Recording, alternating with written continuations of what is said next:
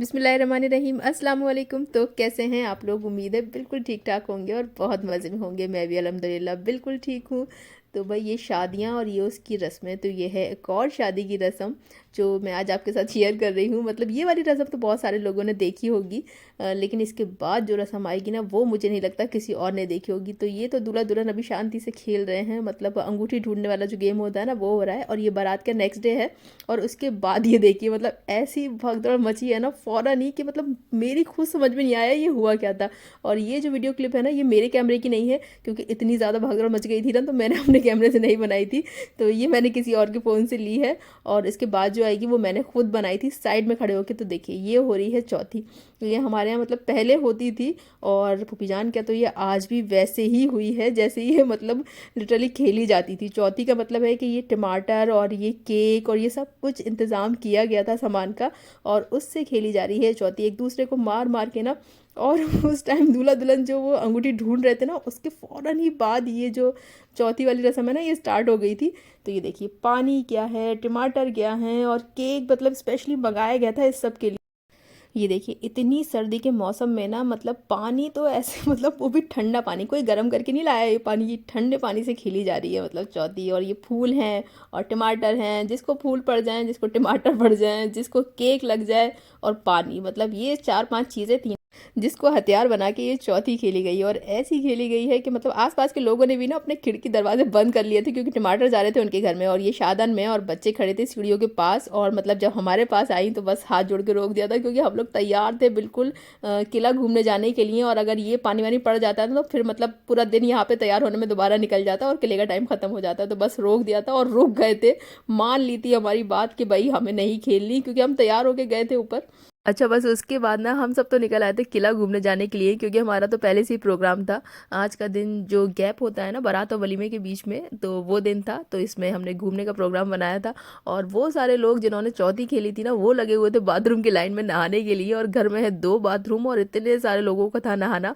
तो हम सब तो आ गए किला घूमने के लिए। और ये मेरे सारे जो मतलब एक फूफो की बेटी हैं, उनकी बेटियां हैं, दूसरे फूफो के बेटे हैं, उनकी बीवी हैं, मतलब सबके साथ, मतलब मेरे ददियाल वाले उनके साथ ना हम निकले हैं घूमने के लिए।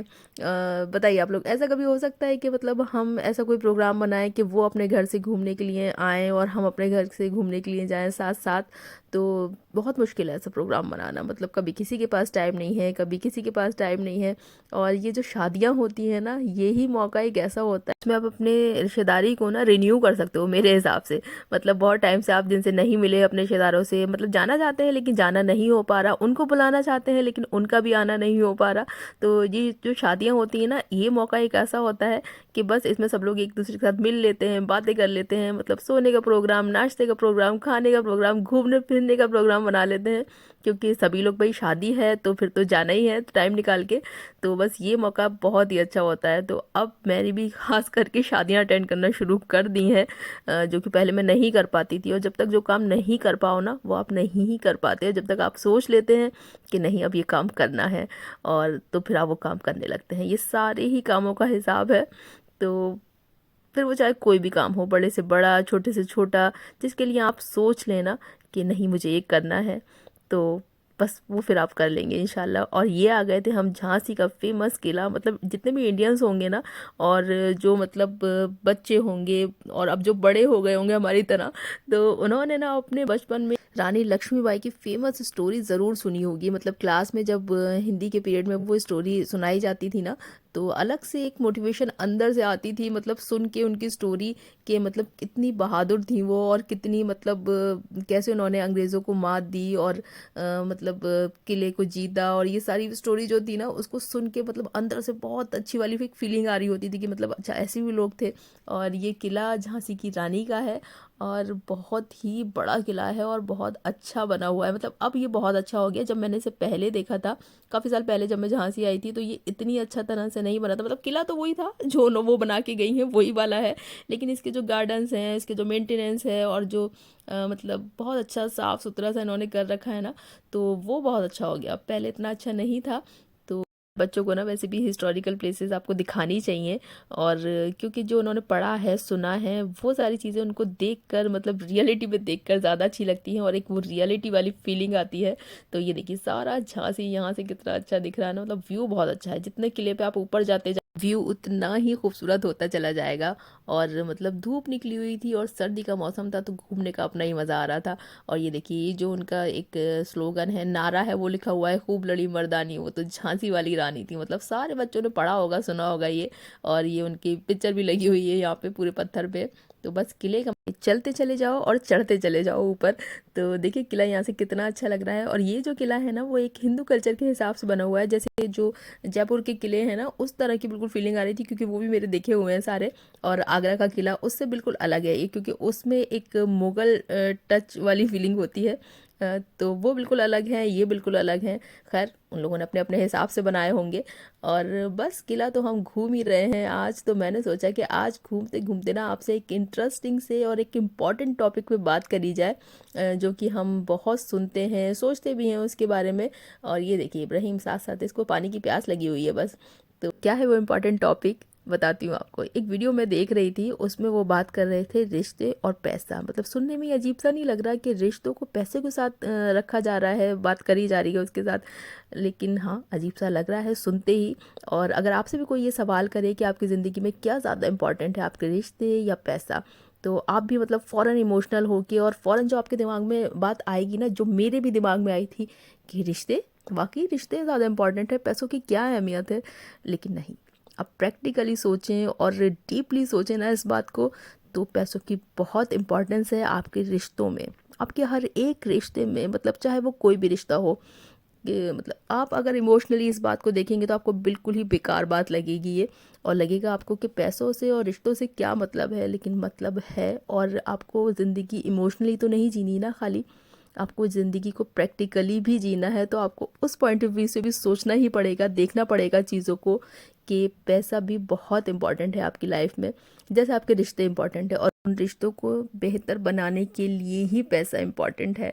तो बस एक ही छोटी सी बात है जिसको आप डीपली और प्रैक्टिकली सोचेंगे ना तो आपको समझ में आएगा कि वाकई कोई रिश्ता आपका बिना पैसों के नहीं खूबसूरत बन सकता। ये एक प्रैक्टिकल बात है जिसको हम लोग इमोशनली सोचते और हकीकत से मुंह मोड़ने की कोशिश करते हैं। और बहुत सारे लोगों के साथ होता है ऐसा, जो लोग इमोशनल होते हैं, मेरे साथ, आपके साथ, बहुत सारे लोगों के साथ। और जो लोग प्रैक्टिकल होते हैं वो ऐसा नहीं सोचते। आप कोई भी रिश्ता ज़िंदगी का उठा के देख लें, चाहे वो पेरेंट्स का और उनके बच्चों का हो, चाहे वो मियाँ बीवी का हो, चाहे वो बहन भाई का हो, चाहे वो बहनों बहनों का हो, चाहे वो कोई भी रिश्ता हो, को बेहतर बनाने के लिए पैसों की ज़रूरत होती है। और ये बिल्कुल फैक्ट बात है और एक प्रैक्टिकल बात है। तो और इस बात को बताने का समझाने का मतलब सिर्फ़ और सिर्फ इतना सा है कि आपने पैसों की कदर करनी है ज़िंदगी में, आपने पैसों की इम्पोर्टेंस को समझना है, तभी आप अपने सारे रिश्तों में अदल कर पाएंगे। मतलब ये बिल्कुल भी नहीं है कि आपने मतलब पैसों को बचा बचा के रखना है या कंजूस बन जाना है या पैसे खर्च नहीं करने हैं। पैसे खर्च करने हैं, आपने सखावत नहीं छोड़नी है और पैसों की कदर करनी है। इस चीज़ को बैलेंस कर लिया अगर अपने लाइफ में ना, तो वाकई आपके सारे रिश्ते खूबसूरत हो जाएंगे। कहने का मतलब बस इतना सही है कि रिश्ते जो होते हैं ना आपकी लाइफ में, उनसे इम्पोर्टेंट कुछ भी नहीं होता। और उनको खुश रखने के लिए, उनकी ज़िंदगी को, उनके मुस्तकबिल को बेहतर बनाने के लिए पैसे से इम्पोर्टेंट कुछ नहीं होता। तो आपने अपने पैसे को बहुत संभाल के सही जगह पे सही तरीके से खर्च कर, तभी आपके सारे रिश्ते जो हैं वो संभले हुए रहते हैं। यूँ तो खाली प्यार मोहब्बत से ज़िंदगी तो नहीं कटती, रिश्तों में एक अनकहा अधूरापन हमेशा के लिए रह जाता है। तो बस ज़िंदगी को सिर्फ इमोशनल होके नहीं, प्रैक्टिकली भी जीना है।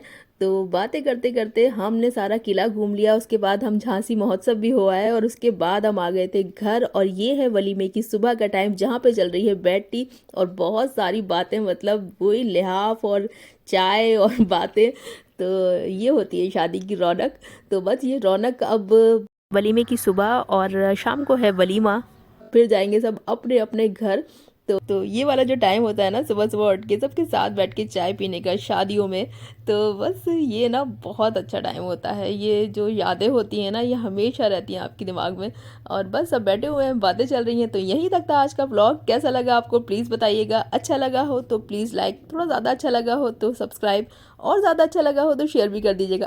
अब मुलाकात होगी इंशाल्लाह एक और अच्छे से व्लॉग में। अल्लाह हाफिज़।